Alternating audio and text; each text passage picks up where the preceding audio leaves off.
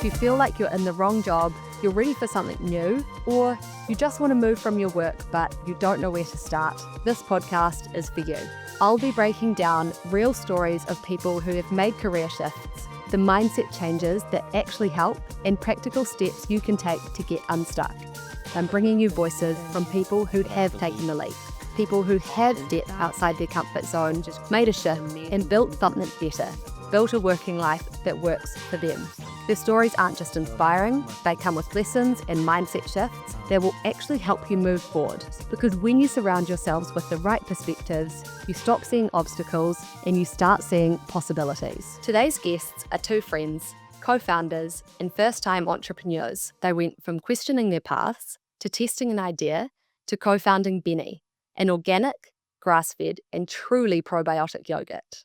Let's start with that moment that something shifted. This is obviously all about the pivot moment, this podcast. So, Ilan, you were working in tech as a product manager, and Kiki, you were in private equity, but something wasn't working for the both of you. So, Ilan, we'll start with you. What did that misalignment feel like for you? Yeah, absolutely. So Kiki and I were both at our companies for 4.5 years. I think at least for me, whatever I was doing for work had to be aligned with the passion. And over time, it became really clear that the product that I was building, I just wasn't that passionate about. And really, it came down to the fact that it was like a B2B SaaS company. And so I would go home every day and the product just didn't affect me. It wasn't keeping me up at night. It wasn't kind of itching a problem that I was trying to solve. And I could do a million user interviews and build an awesome product, but I just wasn't going to have a full stake in it. I'm sort of dropping back into that feeling of what I had when I was starting to feel misaligned with what I was doing. Something I thought a lot about was, okay, this is my first job. Pretty soon, 4.5 years in, it's no longer your first job, and this is going to turn into your career. And so, a huge question I continued to pose to myself was 10 years from now, if I stay in this job, not only is this a job for me, but it's started to shift my identity over those 10 years. I never thought that I would be in private equity. And after being there for 10 years, yes, you learn a lot, but you also absorb a lot from that company and from that space you're in. And I had to really look hard at myself and think, is this the type of culture and place and industry that I want to absorb the identity of? And I think for me, it wasn't the case. I think there was something that I wanted to be much more aligned with in my values and my passion to actually apply myself and spend my time in that way. Let's talk about that time of reflection and what helped you choose what was next. It sort of fell down into these three categories. And then, like, I feel like I've told this story to so many people and talked about it that, like, I had to codify it. And so I've now, like, broken this down into what I call the three Ps. And the three Ps are passion, product, and pay. And so that reflection period really centered around those three things. First was like, what am I passionate about? I looked at how I was spending my time outside of work. And it turns out the vast majority of my time outside of work was spent on doing research and learning about the health space. I realized that I really wanted to work on a product I'm a core user of. Not only will I be more passionate about it, but I'll also just be better at my job if I can actually think about how I can improve it all the time. I think the other question that was really, really important was when you come across an idea, whether it's your own idea or someone else's company, do you think it's a big opportunity? Do you think that there's a market for it? Do you think that it has the potential to succeed? If you've lived in New Zealand in the past few decades, you know my guest today. And I think you're going to be pretty stoked that I've got her on here because she is pretty fucking cool. And she has had a massive career in radio, entertaining the nation for decades. She spent 33 years on air, built an incredible name for herself, and could have stayed forever. But she decided to make a shift. Welcome, JJ. I honestly thought I'm going to be on the radio till I die. I guess I just was burnt out. It's such a demanding job creatively. It's so demanding. It's demanding on your time. You're asked to do so many other things outside of your job of being on the radio. And I got to a point where I was just really exhausted and I started to not love it anymore. I was worried about leaving and doing something new because I don't know anything else, I thought. And what else would I do? I have no idea. I'm not trained for anything. Like, I left school, went to Polytech to do media studies and started in radio straight away. So I'm just this stupid radio host who talks shit for a living. This is what I'm thinking. So it was terrifying, which is why it took me so long. But in the end, I decided And maturity comes with this. Like turning 50 changed a lot in me because I thought, I've still got maybe all going well, about 30 years left. So that is my whole adult life that I've already spent in radio. I've got another of that. Can I do that in radio again? I can't. I need to do something new. And it's not too late to start something new because I've got so long. Today, I'm super excited to be chatting with my good friend, Ned Gow. Ned has built an incredible career in commercial real estate at Colliers, while also being the drummer in one of New Zealand's favourite bands, No Cigar. At 22, he was making good money, learning directly from a CEO, and working in a high-growth environment. But then, he walked away. I was in a career which was financially very satisfying. Emotionally, it wasn't probably ticking all the boxes that it needed. And we live in New Zealand, which is a tiny little island.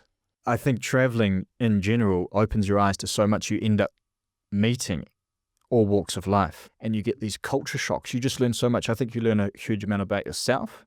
You learn independence, you learn budgeting, you learn who to deal with or who to spend time with, who to trust. And the time that I had to be able to reflect from the 6 months or so that I was traveling was massive for me, and just realizing that the reason that I studied property and the reason that I worked there during university is because I really loved property. And I think I loved it a lot more than just chasing money for probably the wrong reasons. And so during those 6 months, I sort of formulated a plan as to how I was going to get back into it and what my career was going to look like. For someone that is in a job and they're feeling a bit stuck, what's some advice you would give them for start digging into what that might be for them? If you're having these thoughts and if you're in a job and you're not enjoying it that much and you've got something that you love to do on the side, you should start writing down all of your thoughts. And if you write down all your thoughts for a week, then you can reflect back on them. If you write down all of your thoughts for a month, you might find there's some consistency there. It's all small steps. Like, it's so easy to see the top of the mountain and be like, shit, that's a long way. It's the start that matters. Once you start doing it, you'll be fine. And you'll know where you want to go, but just find a way that's manageable for yourself and do it in small steps first. Your story is one that really grabbed my interest. You've taken such a smart and underrated approach to entrepreneurship that I just don't think is talked about enough. And for everyone listening, especially those of you thinking about transitioning into entrepreneurship but unsure where you might want to start, I know there's going to be some amazing takeaways from this episode. All right, Christiana, let's talk some shift. Yes. So I left, decided to take a bit of time off, think, what do I want to do next before kind of just jumping into my next thing. I had the idea in my head that perhaps I would start my own startup and my own company, since that is what I had known. I had a few ideas. So I kind of took the time to be very exploratory. And again, in the back of my mind, I was like, oh, I think I'll probably start my own, probably venture-backed company. But as I was exploring, talking to people, seeing what was out there, I came across this concept that a lot of people called ETA, entrepreneurship through acquisition, which is the concept is buying a small business. So a business that's making money, been around, cash flow positive, buying this business from an owner who in many cases probably wants to retire, because the majority of the small businesses in the US are owned by baby boomers and they don't have a succession plan for their business. So the more I learned about this idea of buying a cash flow positive business, which is in some ways like the complete opposite of a startup, right? That is not cash flow positive and you want to get there. I just love this idea of, instead of starting something from scratch, kind of like that 0 to 1, doing more of a 1 to 10 kind of thing, taking something that exists, it's working well, taking it to the next level. And what I really loved about it, though, was in addition to being aligned with my skill sets, it gave me this idea, this feeling that I could have a bit more control over my life, right? If you own the small business, you're working for yourself ultimately. And it's your business, it's your asset. You can kind of decide how you want to spend your time, your resources. And so I think it was this perfect match of, okay, I think I'd be good at this, And I think this would start to put me into a lifestyle that I'm very curious about. People talk about the J curve where things get bad before they get good. Okay, yeah, I haven't heard of the J curve before, so J curve, yeah. It's talked about a lot in the small business space, and the concept is right after you buy the small business, things will get worse before they get better. bit of a daunting feeling Exactly. after dropping a lot of cash, Oh my gosh, changing your yes. lifestyle for this. Totally. Yes. Lots of cash, lots of time, lots of energy, lots of risk. And then you immediately kind of jump into a bit of chaos, right? He's had the business for 40 years. Over 40 years, he has a certain way of doing things. The customers know him, the employees know him. Enter me, this random person they've never met.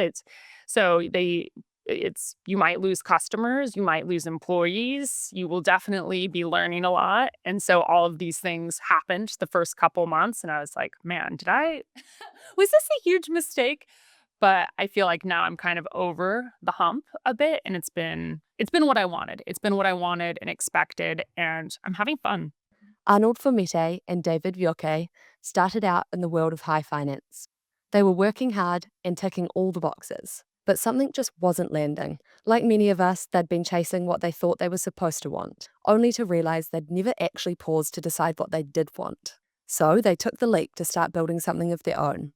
Yeah, there's definitely a moment. I think I went into banking expecting this sort of lifestyle whereby, high flying, high achieving, until like I've got everything sorted out. And then I sort of look at my managing director. This is probably 2 years into my career, and he was in his late 50s, and he just wouldn't spend any time with his kids. He was just working flat out 7 days a week. Didn't look particularly happy, was the opposite of the image of health.